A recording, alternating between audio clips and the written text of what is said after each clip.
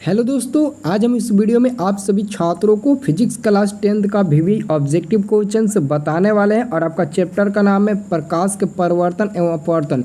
इस चैप्टर से आपके बोर्ड एग्जाम में ऑब्जेक्टिव क्वेश्चन बहुत ही ज़्यादा पूछा जाता है। अगर आप लोग इस वीडियो को लास्ट तक देख लेते हो एक बार तो ये पूरा प्रश्न आपको याद हो जाएगा और बोर्ड एग्जाम में आप अच्छे से अच्छे नंबर ला भी सकते हो। जो भी आपका सपना है आप उतना नंबर ला सकते हो, तो वीडियो को प्लीज़ लास्ट तक जरूर देखिएगा, ठीक है।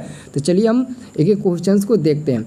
आपका पहला नंबर प्रश्न है कि प्रकाश के अपवर्तन के कितने नियम होते हैं। तो प्रकाश के अपवर्तन के मात्र 2 नियम होते हैं और ये दोनों नियम आपके सब्जेक्टिव में भी काम आएगा। सब्जेक्टिव में भी 2 नंबर के लिए पूछा जाता है और साथ में प्रकाश के अपवर्तन के तो 2 नियम होते हैं, लेकिन प्रकाश के परिवर्तन के भी 2 ही नियम होते हैं। ये क्वेश्चन आपके बोर्ड एग्जाम में ऑलरेडी पूछा जा चुका है, कभी भी पूछ सकता है। अगला क्वेश्चन है सरल सूक्ष्मदर्शी में किसका उपयोग होता है। सरल सूक्ष्मदर्शी में किसका उपयोग होता है, तो यहाँ पे याद रखिएगा सरल सूक्ष्मदर्शी में उत्तल लेंस का उपयोग होता है। उत्तल लेंस, उत्तल दर्पण नहीं बल्कि उत्तल लेंस का उपयोग होता है। ये आपके इस बार के बोर्ड एग्जाम के लिए क्वेश्चन 100% भी आई है, ठीक है, इसको याद रखिएगा। अगला आपका प्रश्न है एक उत्तल लेंस होता है, एक उत्तल लेंस होता है, उत्तल लेंस, अवतल लेंस, दर्पण, मिरर, ये सब लोग आप लोग पहले से ही पढ़ के तैयार हुए होंगे। तो आपका आंसर होगा आपका ऑप्शन में सी, किनारों की अपेक्षा बीच में मोटा होता है, ठीक है। एक उत्तल लेंस होता है, क्या होता है, तो किनारों की अपेक्षा बीच में मोटा होता है, उसी को हम लोग उत्तल लेंस बोलते हैं, ठीक है। अगला आपका प्रश्न है निर्गत किरण एवं अभिलंब के बीच के कोण को क्या कहते हैं। निर्गत किरण एवं अभिलंब के बीच के कोण को हम लोग क्या कहेंगे, तो आपका सही उत्तर होगा ऑप्शन में सी, निर्गत कोण कहेंगे। क्या बोलेंगे, निर्गत कोण। आंसर आपका हो जाएगा सी नंबर मेरे प्यारे दोस्तों, आंसर होगा सी नंबर, ठीक है। अगर आप लोगों को इस बार के एग्जाम में अच्छे से अच्छे नंबर लाना है तो हमारे इस टेलीग्राम ग्रुप को ज्वाइन कर लीजिए। वीडियो के डिस्क्रिप्शन में आपको लिंक मिल जाएगा। टेलीग्राम ग्रुप को ज्वाइन करते हो तो आपको ऑल सब्जेक्ट का सब्जेक्टिव आपको वीवीआई मिल जाएगा वहाँ पर, और बिल्कुल फ्री में आप वहाँ से डाउनलोड करके अच्छे से अच्छे उसको याद करके और अच्छे से अच्छे नंबर ला सकते हो बिल्कुल फ्री में। और वहाँ पर हफ्ता में 3 बार टेस्ट लेते हैं ऑल सब्जेक्ट का, और जो बंदा फर्स्ट रैंक पर आता है उसको 51 रुपये का इनाम भी दिया जाता है। अगर आप लोग भी ऐसा करना चाहते हो तो टेलीग्राम डाउनलोड करके लॉगिन कर लो और कोई भी हमारा वीडियो देखो, उसमें आपको लिंक मिल जाएगा और इस वीडियो में भी लिंक है, ठीक है। तो आपका 5वां नंबर प्रश्न है 1 मीटर फोकस दूरी वाले उत्तल लेंस की क्षमता होगी। 1 मीटर फोकस दूरी वाले उत्तल लेंस की क्षमता 1 डायप्टर होती है, ठीक है, 1 डायप्टर होती है, ठीक है, याद रखना। आंसर होगा बी नंबर। अगला आपका प्रश्न है 6ठा नंबर, ठीक है, 6ठा नंबर प्रश्न है लेंस की क्षमता व्यक्त की जाती है। तो लेंस की क्षमता P बराबर 1/f होती है। तो आप बोल सकते हैं लेंस के फोकस दूरी के व्युत्क्रम द्वारा, ठीक है, फोकस दूरी के व्युत्क्रम द्वारा हम लोग व्यक्त करते हैं। लेंस की क्षमता को किससे व्यक्त करते हैं, तो आपका यहाँ पर आंसर हो जाएगा आपका ये डी नंबर दिया ना, फोकस दूरी के व्युत्क्रम द्वारा। तो P बराबर 1/f होता है ना, तो 1/f को ही हम लोग लेंस के फोकस दूरी के व्युत्क्रम बोलते हैं, ठीक है, याद रखना। अगला आपका प्रश्न है 7 नंबर। 7 नंबर प्रश्न, एक उत्तल लेंस की फोकस दूरी 20 सेमी है। एक उत्तल लेंस की फोकस दूरी कितना है, 20 सेमी है। तो उस लेंस की क्षमता होगी, उस लेंस की क्षमता क्या होगी। जब मान लेते हैं P बराबर 1/f होता है तो फोकस दूरी कितना दिया, फोकस दूरी दिया 20, तो 1/20 ये सेंटीमीटर में, अगर इसको चेंज करोगे तो 100 से गुणा करना पड़ेगा, सॉरी भाग देना पड़ेगा। इसको गुणा नहीं बल्कि भाग बोलते हैं, तभी तो वो ऊपर जाएगा तो गुणा होगा। तो इसको आप 5 से कटा दीजिएगा तो P बराबर 5 डायप्टर, प्लस में 5 डायप्टर मिलेगा, ठीक है। उत्तल लेंस का रहा तो उत्तल लेंस की जो क्षमता होती है वो पॉजिटिव होती है, और जब उत्तल लेंस की क्षमता पॉजिटिव होगी तो फोकस दूरी भी पॉजिटिव होगा। तो यहाँ पर फोकस दूरी ऑलरेडी पॉजिटिव दिया है तो आपका क्षमता भी पॉजिटिव ही आएगा। आप ये नहीं कि माइनस पर टिक लगाएंगे, माइनस टिक लगाएंगे तो गलती हो सकता है, ठीक है। तो अगर आप लोग इस बार 2023 में एग्ज़ाम देने वाले हो ना, तो आप लोगों के लिए एक सुनहरा मौका मिला है। अगर आप सभी छात्रों को किसी भी विषय में थोड़ा डाउट लगता है या फिर कोई भी विषय अच्छे से नहीं समझ पा रहे हैं तो आप हमसे संपर्क कर सकते हैं।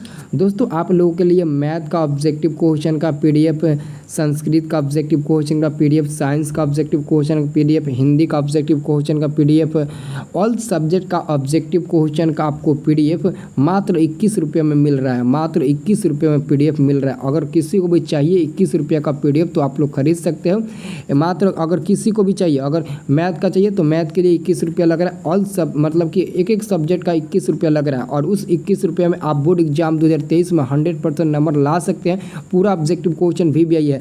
मैथ में जो दिए हैं ना ऑब्जेक्टिव क्वेश्चन, हम मैथ में जो ऑब्जेक्टिव क्वेश्चन दिए ना, हम उसमें पूरा गारंटी के साथ बोलेंगे कि आपका 60 प्रश्न में से 30 प्रश्न उसी मैथ के ऑब्जेक्टिव में से रहेगा। अगर आपको मैथ का ऑब्जेक्टिव का PDF चाहिए तो मात्र 20 रुपया ऑनलाइन पेमेंट करके ले सकते हैं। पेमेंट करने के लिए मोबाइल नंबर है 9693779407। इसी नंबर पर आप कांटेक्ट करके ऑनलाइन फ़ोन पे, गूगल पे, पेटीएम वगैरह से आप कर सकते हैं और ले सकते हैं।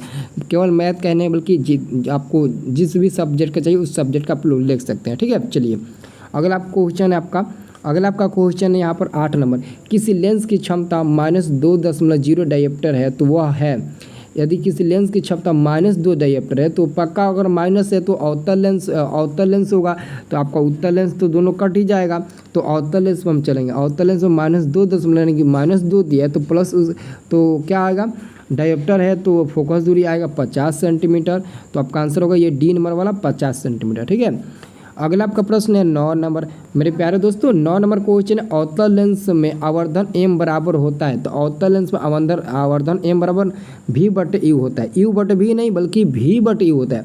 आप u/v पर टिक लगाने गलत हो सकता है, आप v/u पर टिक लगाइएगा।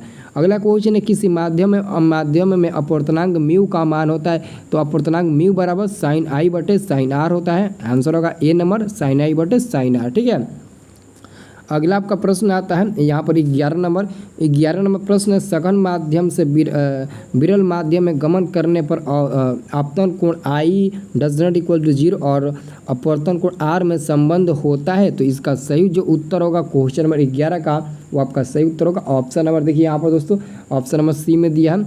R का मान जो होगा वो छोटा होगा I से, I का मान 12 होगा 8 से। ठीक है, अगला क्वेश्चन है, प्रकाश की चाल सबसे अधिक होती है। तो प्रकाश की चाल सबसे अधिक निर्वात में यानी कि शून्य में होती है, जिसको शून्य भी बोल सकते हैं। तो निर्वात में प्रकाश की चाल 3 × 10⁸ मीटर पर सेकेंड होती है। ठीक है, याद रखना।